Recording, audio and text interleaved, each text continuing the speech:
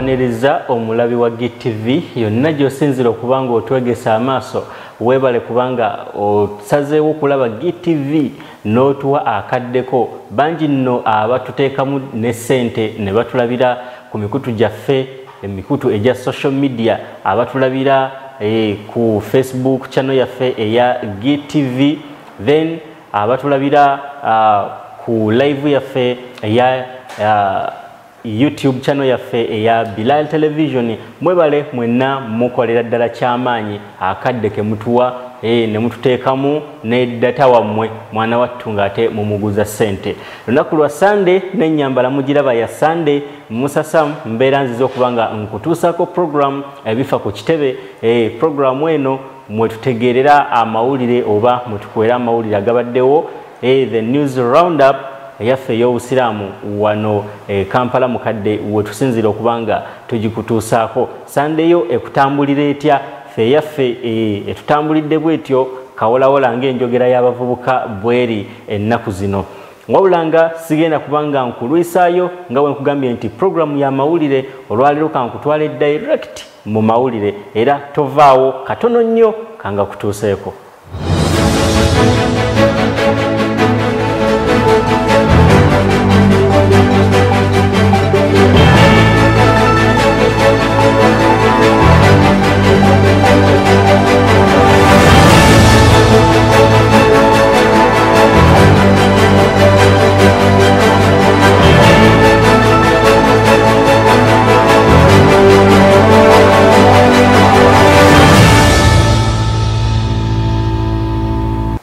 Kale agolwalero kanga tandike n'ekitongole kya halali ekivunaanyizibwa ku kulondoola omutindo gw'ebyo ebikolebwa wano mu ggwanga lyaffe erya Uganda oba ebyo ebiyingizibwa ku katale kaffe aka Uganda ku sayidi eyaffe ey'obusiraamu. Ekitongole kino ekya halali kyawuubyeko olubu lw'ekigere wali mu kampuni eno nno nga kampuni esala bisolo eyitibwa Pearl Meat Industry wali Emijeera mu disitulikiti ey'e Nakasongola. Tiimu okuva ku Uganda Muslim Supreme Council eyakulembeddwa Sheikh Muniru Sebintu ono nga yakulira ekitongole kino ekya halali wano Kampala mukadde.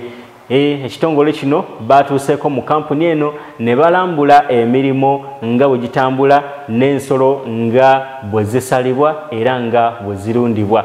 Bakira abakulu bano balambuzibwa engeri ensolo gye zisalibwamu mu kampuni eno n'ennyama engeri gyekeberebwamu abasawo n'engeri gyeterekebwamu ng'omusasi waffe abeegesa amaaso.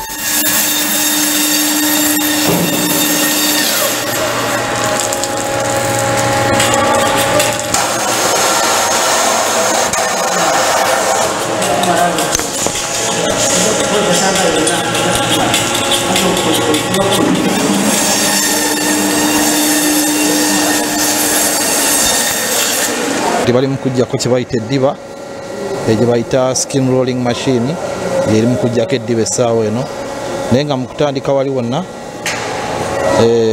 ekyuma killing box egyeta bweti nejja bwejja wano netuuka wali ne bagitera ku malobo eva ku malobo nejja netuuka ku step gye baliko essaawa eno ey'okujjako ki ey'okujjako eddiba so bava ku step ey'okujjako eddiba bagenda kujjako kye bayita akabebenu bakaseemu era nga mashini ekikola yeri wano ye step eddako tuba ku step eddako then tulabe nga tudda ku step ey'okuyiwa ebyenda.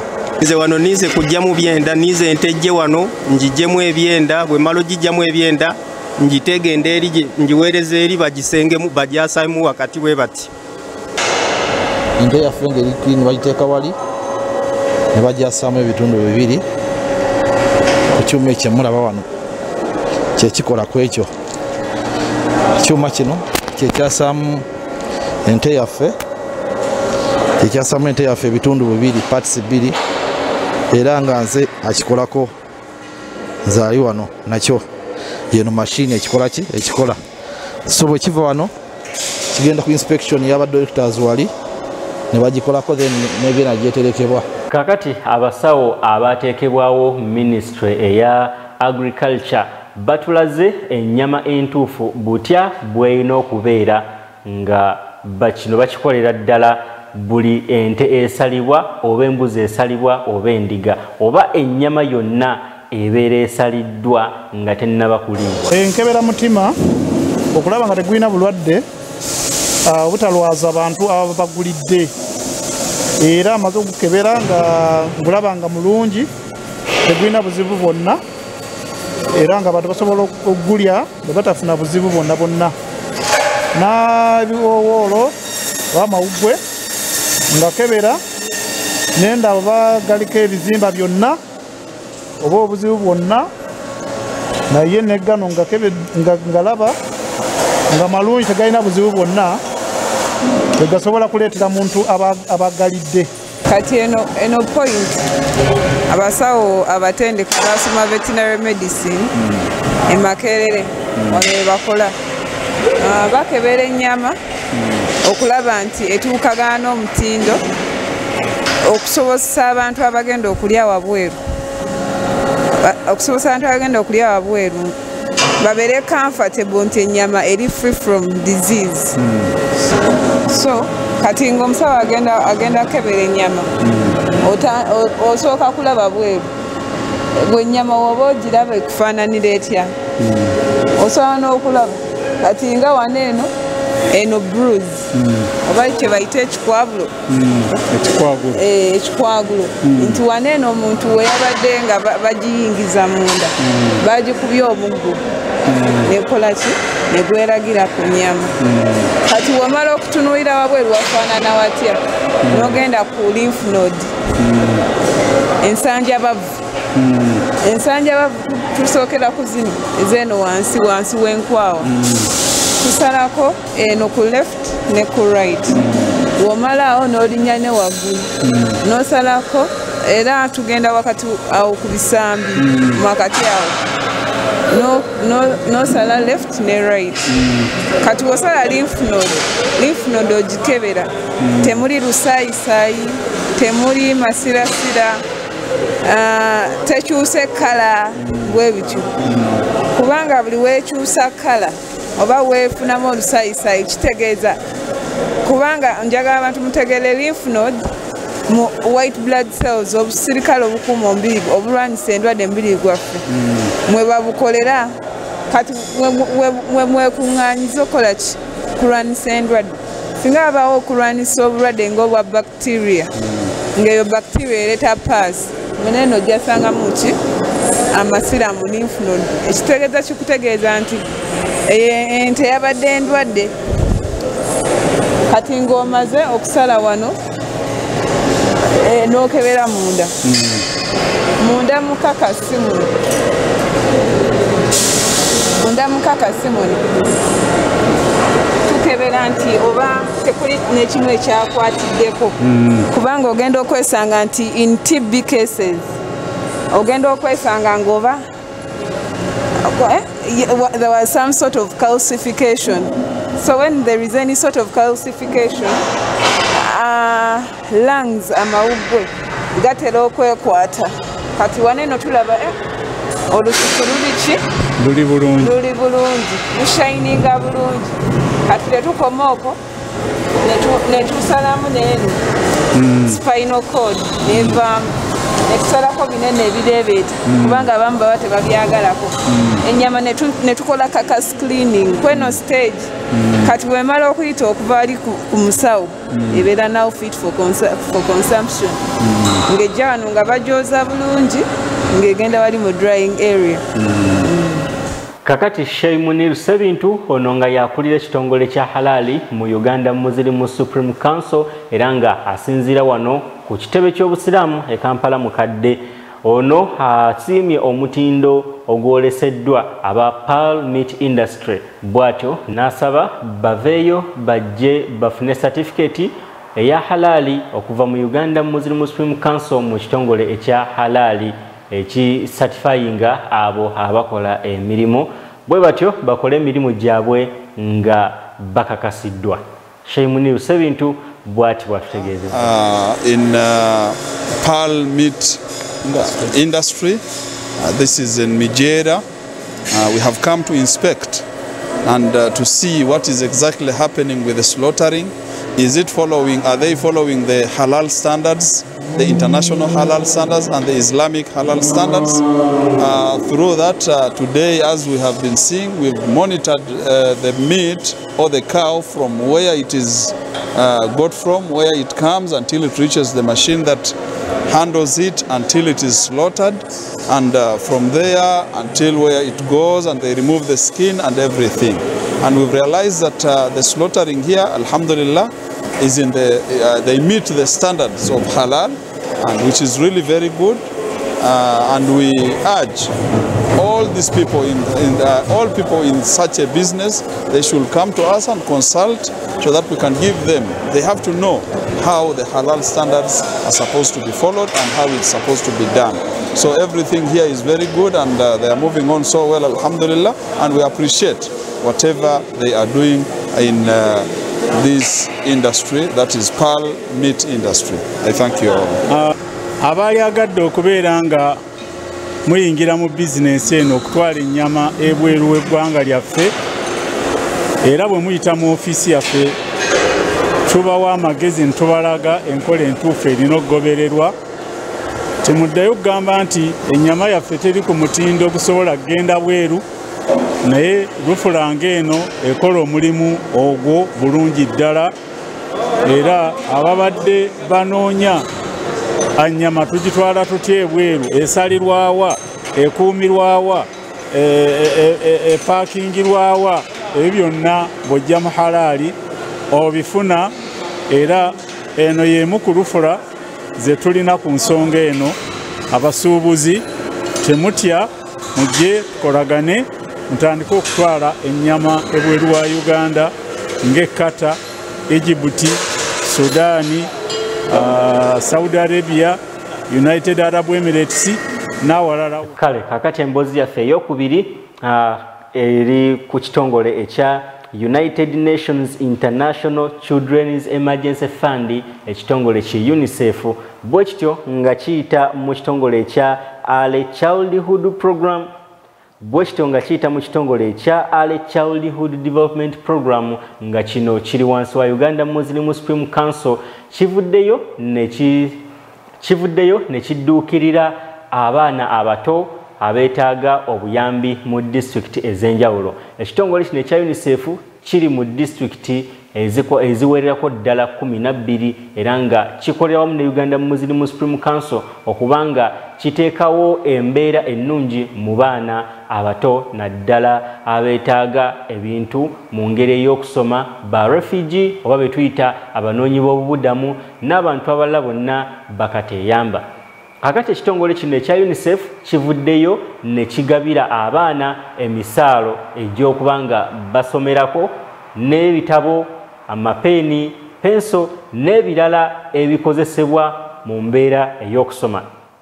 Secretary General wa Uganda Muslim Supreme Council bwe yabadde akwasibwa ebintu bino, Secretary General wa Uganda Muslim Supreme Council Honorable Haji Ramadan Mugalu yeebazizza enkolagana eya Uganda Muslim Supreme Council wamu n'ekitongole kino ekya UNICEF, era bw'atyo n'akakasa nti ebintu bino bigenda kubanga bisaplayingibwa mu districts ez'enjawulo nga bwe zaategekeddwa. Secretary General bw'ati bwe yabadde nga receiving ebintu bino.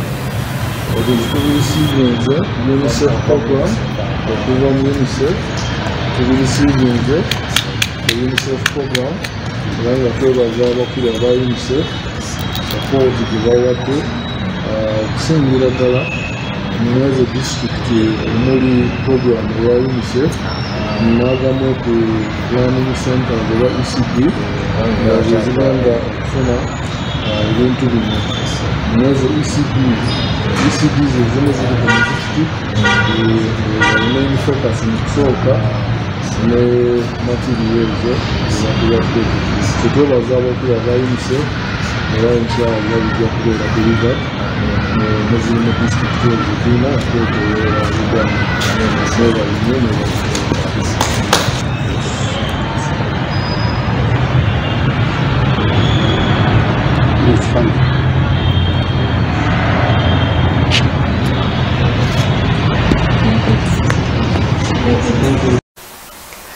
kakati nno ye omukwanyaganya w'ekitongole kya UNICEF ne Uganda Muslim Supreme Council omukulu Haji Mahmoud Katerega Namuguzi yatubuulidde era n'atulambululira ku district ki ezigenda okubanga zigabana ku bintu bino. Haji Katerega bw'ati bwe yayogeddeko naffe. National Program Coordinator for UNICEF programs. UNICEF programs is attached to Uganda Muslim Council. We would like to thank the Mufti of Uganda for having enabled us to partner with the UN partner, which is UNICEF. And on behalf of the Uganda Muslim Council, we are here to receive play mats, play kits, and the mats to be used at the 104 ECD centers. This ECD centers, this is one of the partnership of the nation for the operational agreement we signed with UNICEF for the year 2021-2022 during COVID-19. We discovered that most of our children, early childhood, and the parents do not have where to sit during learning. All the classes we don't have mats where to sit. UNICEF has given us a number of mats to be supplied throughout the country in the 14 local government districts. And these local government districts are Mukono, Kamuli, Kotido, Kabon, Abin, Karenga, Yumbe, Obongi, Oboko, Madiokolo, Kiliandongo, Chikuve, Kasese, Mubende, and Wakiso. These few districts we have got ECD centers or home-based learning centers, totaling about 140, which the UNICEF supports.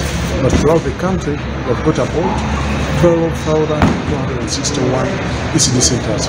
So these mats and play kits are going to be used by children to learn. And there's also a book called Parenting Book, which is developed by Uganda Muslim Council, by Ministry of Education and support of the Uganda Muslim Council. This parents book has been developed to mentor parents to support learning at home. Those learning at home to children between 0 to 8 years. So we received them and we are going to disseminate them with the support of the UNICEF program through the Uganda Muslim Council, Uganda Muslim Council structures. So it will be received by the district caddies, then go for monitoring in those various districts, and then given to the ECD centers. It is supposed to be monitored by the local government. So these are the equipment as part of the ECA, local commercial agreement we signed with UNICEF. Thank you very much. Kale, oluvannyuma lw'ebyo byonna by'olabye, bino nno bye byabaddewo Second Deputy Mufti wa Uganda Sheikh Muhammad Ali Waiswa we yabadde nga akwasa districts ez'enjawulo ng'abakwasa ebintu bino bw'ati bwe yayogeddeko naffe. Thank the UNICEF so much because UNICEF as today brought for us what we actually want so much. Our children and our learning in madrasa, we don't learn on stools. We don't sit on chairs. We sit on mats. We sit down. And when time for prayer comes, it's very easy. We straight away pray when we're on our mats. And they have brought for us the mats that you can see here. And also not only the mats, also the learning kits. I've been checking on these learning kits, they are good. And this is the way to go in education today. These are things that we have been waiting for a long time, and we are grateful that today we are receiving. First of all, on behalf of His Eminence, the Mufti of Uganda, Sheikh Shaban Ramadan Mubajje, we are delighted to have this support from UNICEF to reinforce our community growth in the said districts. So on behalf of Uganda Muslim Supreme Council UNICEF Partnership Program, we do hereby flag off the supplied materials of 372 plastic mats and 32 play kits boxes to 12 districts. We are supporting early child.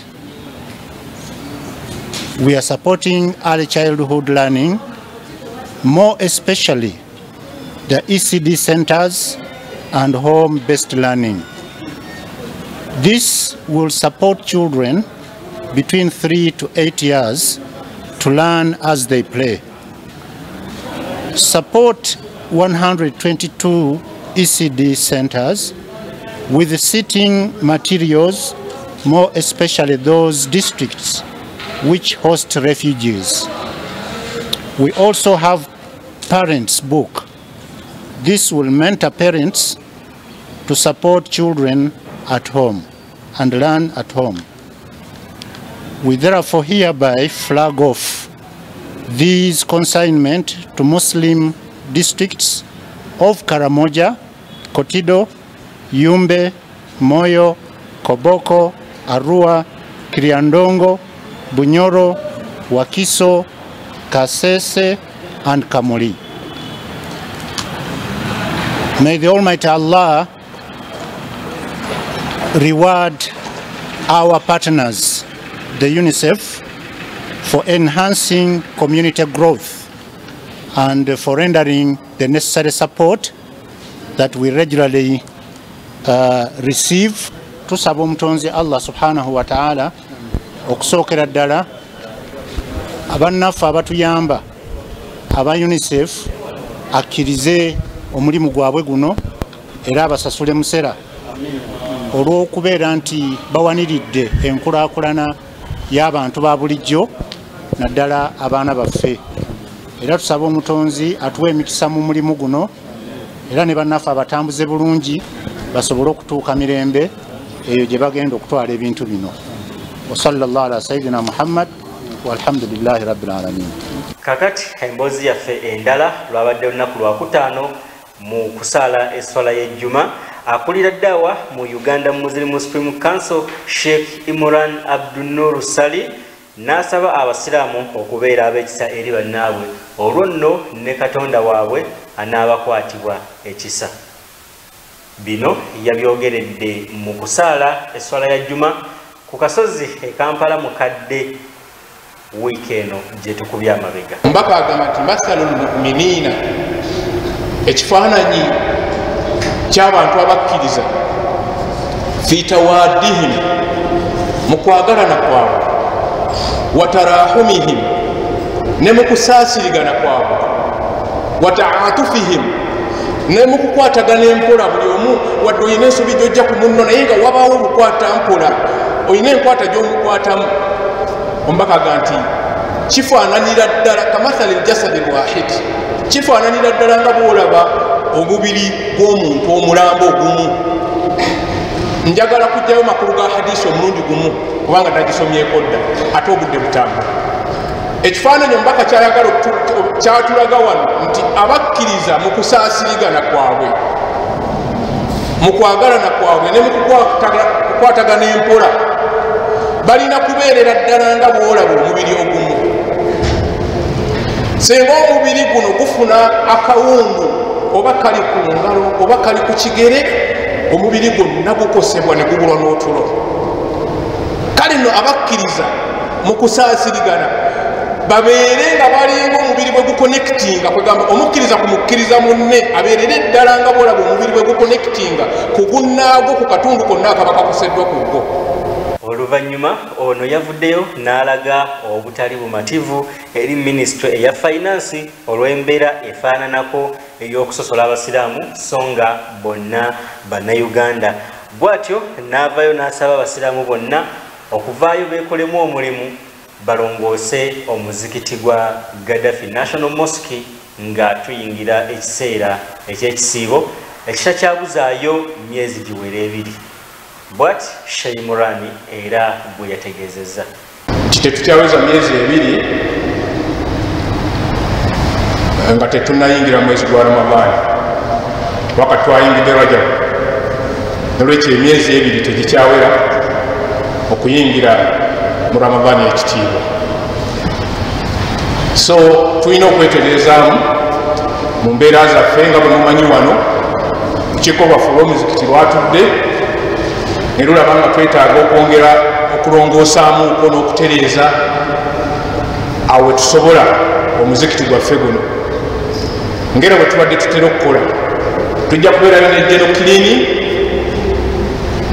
buli wonna weetaaga okulongoosa. Ramadani omugenyi oyo agenda okujja walagira ebbanga eritakyawera lya myezi 2 nga tulina kye tukoze kuzaamu amataala. Kapeti zino zimaze ebbanga lyetumaze nga tetusaala emyaka egyo gyonna egya lockdowni tuzooze kumpi zigenda miliyoni nga 5 okwoza wansi eri ne waggulu n'okukirininga wonna. Puroguramu eyo tujja kujja nayo naye nga kyembasaba nti mugijjumbire kubanga tetukyalina ssuubi lyonna wantu wonna walala kufuna buyambi okujjako ffe okwekwatira ku bintu byaffe ne tubyekolera. Tetukyalina ekyo mbabuulira. Amawanga g'ebweru obukwakulizo mulaba nabwo bungi okutuusa wano obuyambi. Wano bwe twandiga nti oba mu gavumenti yaffe naye nawe era tetubusuubira kubanga ne bwe bamasigidi eno yennyini bwe tuli gavumenti yatusuubiza dda kati emyaka gigenda mu 7 batusuubiza dda ogitukolera kubanga bw'obeera ate naddala ng'oli bweru olaba nga saawa yonna eyinza n'okutugwako. Pulezidenti yali wano wennyini wano n'asuubiza naga nti omuzikiti ngenda kugukola gubeere mu mbeera ennungi. Era yayogera n'ekigambo naga nti obanga muganda waffe Gaddafi yava e Libya najja n'atukolera ekintu ekyebbeeyi bwe kiti ffe abali wano kiyinza kitya okutulema okuddaabiriza. Mu mutima mulungi naga nti omuzikiti ngenda kugukola. Era pulezidenti nga pulezidenti tetumwemulugunyaako ku ekyo. Lwaki? Kubanga yayogera lwali lunaku lwakutaano naliwo nammwe mwaliwo lwali lunaku lwakutaano naga nti ngenda kukozesa ekitongole kyange ekya UPDF Engineer Brigade kyekigenda okukola omulimu guno kubanga nkyesiga bulungi. Yayogera ku Friday, ku Monday delegation yali emaze okutuuka wano okutandika okuinspectinga biki ebyetaagisa okukolebwa. Bwe yaddayo nga bamutwalira lipooti bamaze okulaba okukola budget ne bamutwalira lipooti yatuuza kabineti nekkiriza omuzikiti bagutukolere. Bino byonna mbibabuulira nti tetukyalina nnyo ssuubi okujjako okwekolera ku bintu byaffe. N'awandiika n'alagira minisitule ya finance kubanga ebimu mmwe oluusi muteeka bunkenke ku bakulembeze baffe naye nga bingi ebisirikirwa. Pulezidenti oluvannyuma lw'okutusuubiza yalagira minisitule ya finance etandika okukola omuzikiti guno mu mbeera esinga okubeera ennungi. Naye tetuyinza okubagamba nti minisitule yagaana teyakola naye nga yagiragira mu buwandiike n'abakulu bakama baffe n'abakopinga kopi azirina nga abalagira batukolere. Tebakola bwabanga commander in chief president alagidde nti kikolebwe ne kitakolebwa essuubi tukyalirinawa. Bino tetwagala nnyo kubibagamba naye katwogereko. Minister wa finance Mr. Matia Kashaigi ffe tulabanga yagaana okutukolera omuzikiti guno. Kyetuyinza n'okulowooza nti oba oli awo agaana lwakutusosola ate tunaagamba ki? Kubanga projects endala ezitali za ddiini eno zo zitambula, ezitali za busiraamu era ogenda okulaba zo zitambula. Naye kino kyo budget buli mwaka teriiwo okumala ebbanga lya myaka 7 okuva pulezidenti yasuubiza. Eno yo budget teriiwo yaffe ey'okuddaabiriza omuzikiti guno. Pulezidenti tumwebaza era twagala kino nkiddamu, tetumunenya nga pulezidenti kubanga ye yatuwa abatumme be ba minisitule abakulirwa Matia Kashaija honorable minister ye yatuwa. Lwaki nkikkaatiriza nti oluusi wabaawo information eziddayo aga nti abawodi Kampala bayombye nti wabalimba bateekawo obuntuntu. Pulezidenti yatuwa n'okuwandika n'awandika n'okulagira n'alagira ne kabineti nekkiriza minisitule yegaanye. Ate tulowooza nti tusosola busosezi naye twagala kukubira omulanga n'okusaba minisita wa finance nti atukwatirwe ekisa nga kutuba ya leero bwebadde. Bw'aba tasobola kutuwa nga basiraamu atuwe nga bannayuganda, atuyamba atukolera omuzikiti guno nga tegunnatukula. Bw'aba tasobola kutuwa nga basiraamu atuwe nga ba-minorities mu ggwanga lino kubanga era mu constitution chapter 4 ba-minorities balina engeri gye bakonsideringibwa mu ngeri y'enjawulo.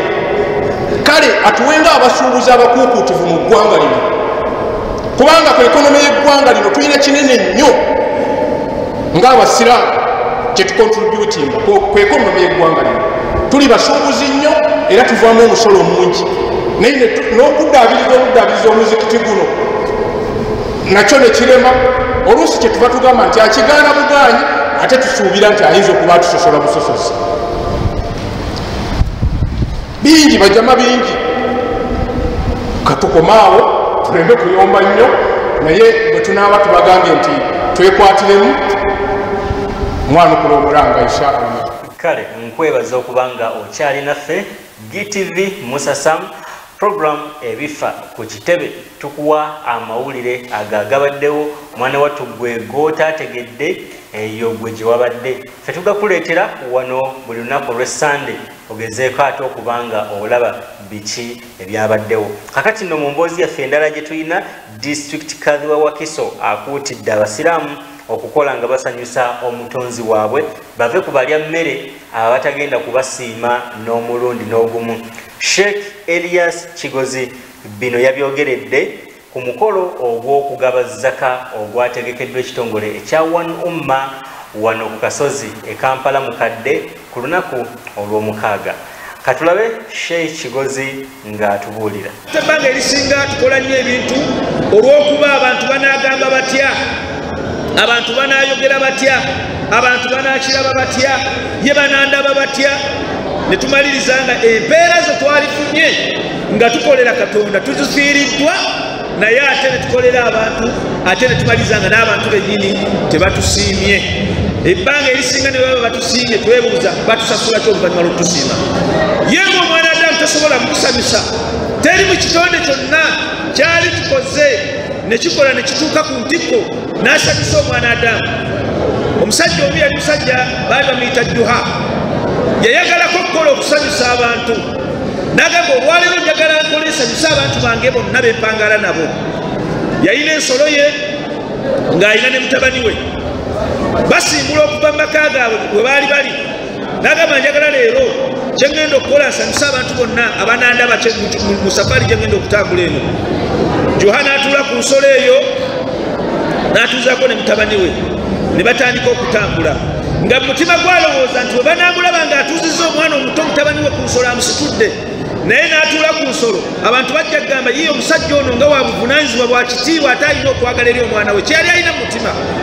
Abantu be yayitangako abaamulabanga ne bamutenda okubanga talina kisa ne bagamba yii musajja gwe omusajja omukulu bw'atyo gwe tubadde tuwa ekitiibwa gwe tubadde tumanyinga munnaddiini gwe tubadde tumanyinga omusajja ow'enjawulo gwe atasobola kufuna kisa mu mutima kusaasira nsolo yo gy'otuddeko naye noddira gwe noddira n'ensolo n'omwana wo ne mutuula ku nsolo bwe yawulira ebigambo by'abantu Juha n'ava ku nsolo n'agamba waayo abantu boogedde nnyo n'agamba omwana we tuula nze kantambule abantu baleme kunyiiga ne batambula ne batambula ne batambula bwe batambula be yaddako okusingana mu kyalo ekirala ne bagamba tetulabanga musajja musiru nga Juha ayinza atya okuba nga alina ensolo kwe yali badde alinnya gye yagula alinnyeko ate agivuddeko atambuza bigere omwana yatudde kale omusajja tategeera bwe yawulira ebigambo ebyo n'agamba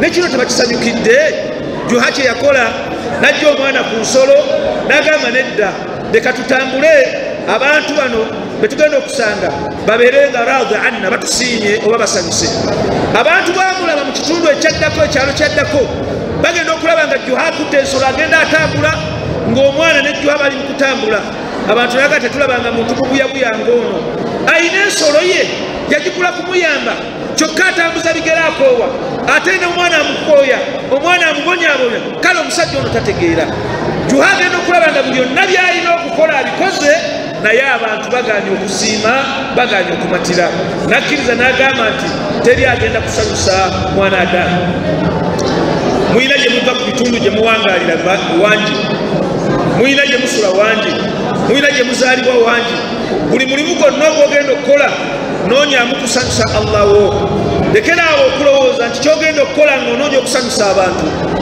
kubanga Allah tabaraka taala bw'okola omulimu omulungi n'agusiima Allah asanyuka Allah bw'amala okusanyuka n'ayita malayika ze najja n'abagamba mujje mulabe omuddu wange fulaani ankoledde omulimu omulungi era ngusiimye Allah ng'awulidde essanyu asanyuse bw'amaliza okusanyuka n'ayita malayika ze n'azigamba nti asanyuse n'azituma n'azigamba mugende ku duniya mutegeeze abaddu bange nti omuddu wange ono akoze omulimu n'engusiima.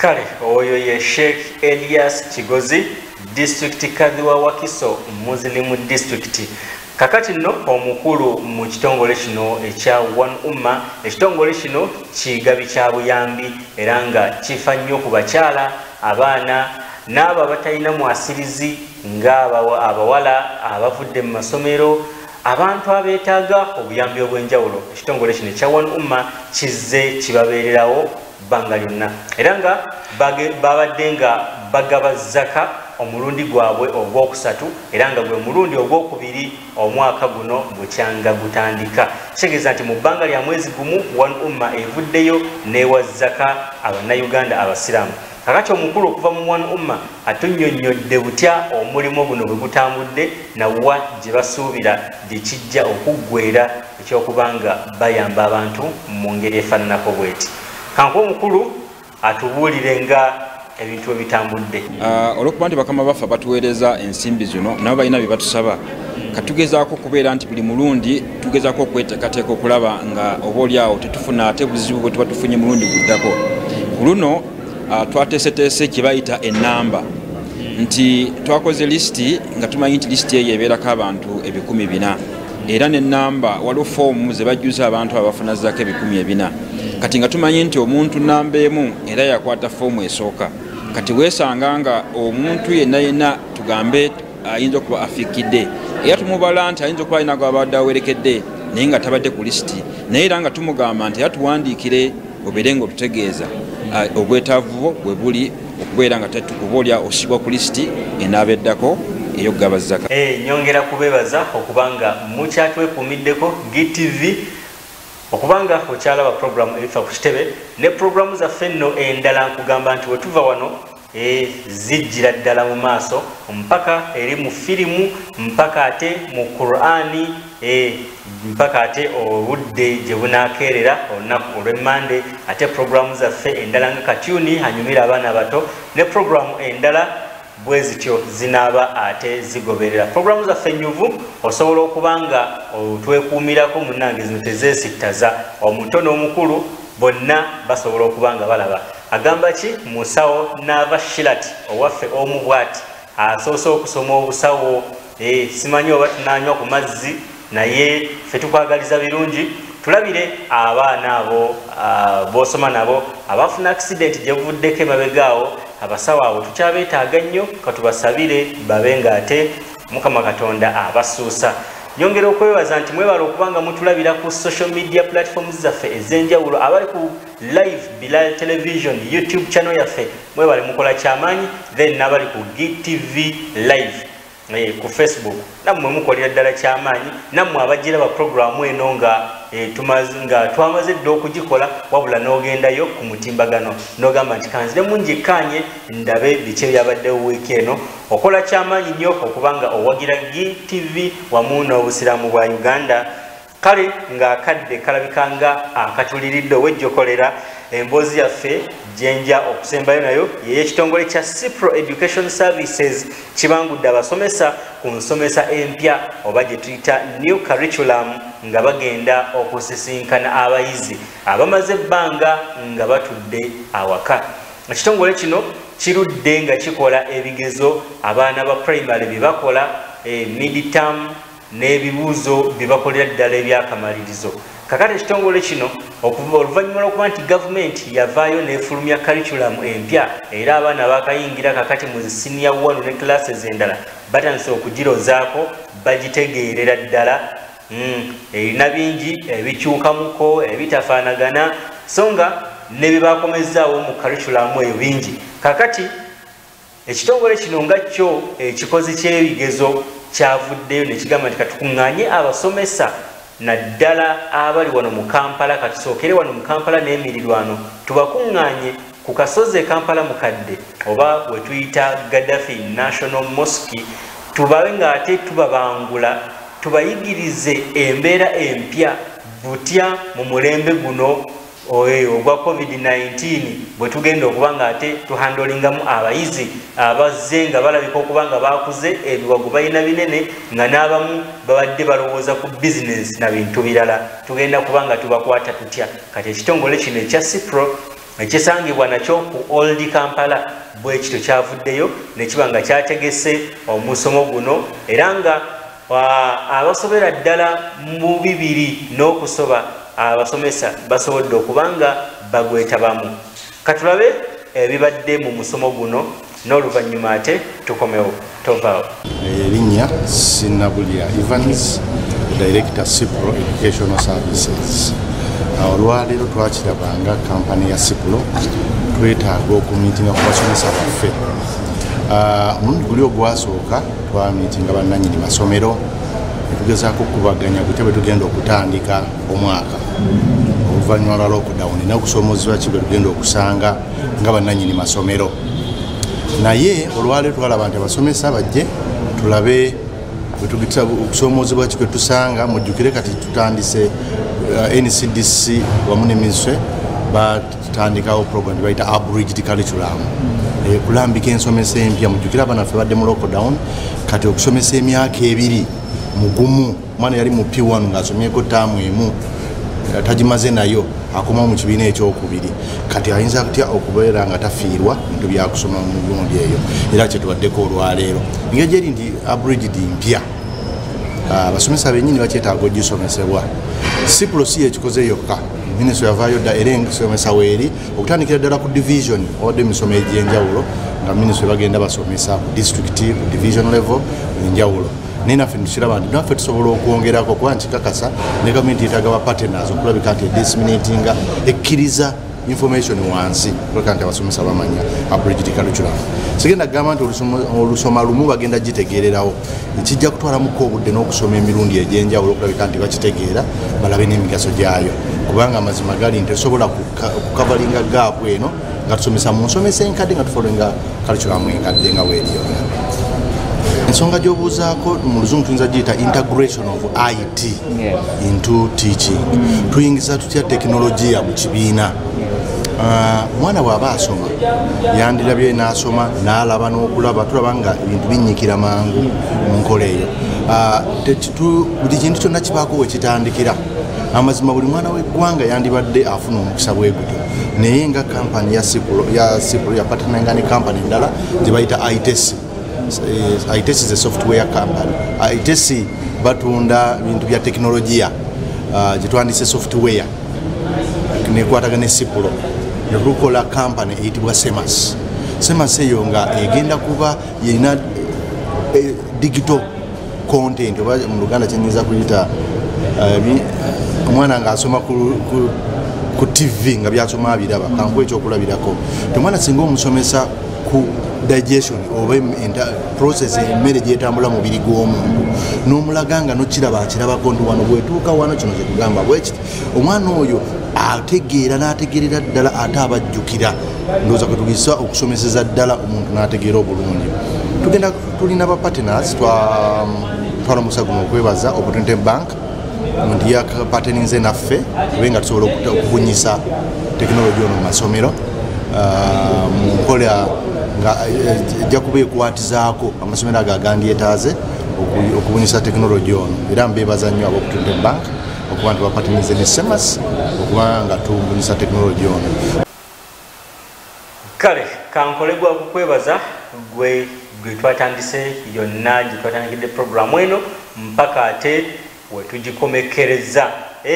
Programu y'olwaleero katugiweereze abawangalira ku Hoima Road okuviira ddala wano Bukesa n'oyingira wali Bakuli n'ogenda wali Nankulabye Kasubi Namuŋŋoona Nansana byonna Hoima Road mpaka bwetambula Kachiri mpaka eri yonna Busunju. Agamba atya Mike Nankulabye mwebale kubanga ate mwekanya GTV tubatumirako mukola kyamaanyi mwenna ab'oku Hoima Road.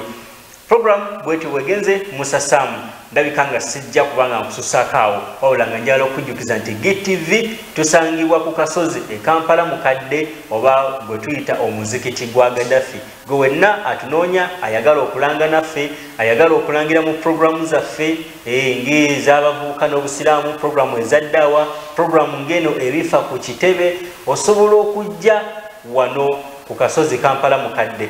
Kakati gwate ayagala tukwatagane mu programu eno naddala mu field ey'obusiraamu mubeereyo n'amawulire abasiraamu mubeereyo n'amawulire ku districts zammwe ez'enjawulo ba district kadhi n'abalala ne muba nga temumanyi ngeri ki gye muyinza kubanga mugatuusa abantu bagalabe bategeere nti nno ddala obusiraamu butambula ebweru w'e Kampala n'okweyongerayo. Kakati osobola okuba nga otukubira ku simu yaffe ne tuba nga tugezaako okukwatagana tulabe bwe tusobola okuba nga tuhandolinga ensonga y'amawulire eyo. Osobola okuba ku nnamba eyo eya 0701072844. Ennamba eyo erine ku WhatsApp tusobola okukwatagana ne tulaba butya ate bwe tusobola okukozesa GTV eyaffe ey'obusiraamu. MUUSA SAMU mbadde ne Hassan Hussein ku kamera ate nga Rashid Kiwanuka, Jamiu Sekajjango Senkai n'abalala bangi nga tiimu yonna GTV bwetambula olwo nno oluganda lw'obusiraamu awo twalukwatira ne tuba nga tukwatira wamu ne tufumba programu zino ne tuba nga tuzibatuusaako ne zibanyumira wano ku GTV. Tovaawo musule bulungi, mweraba.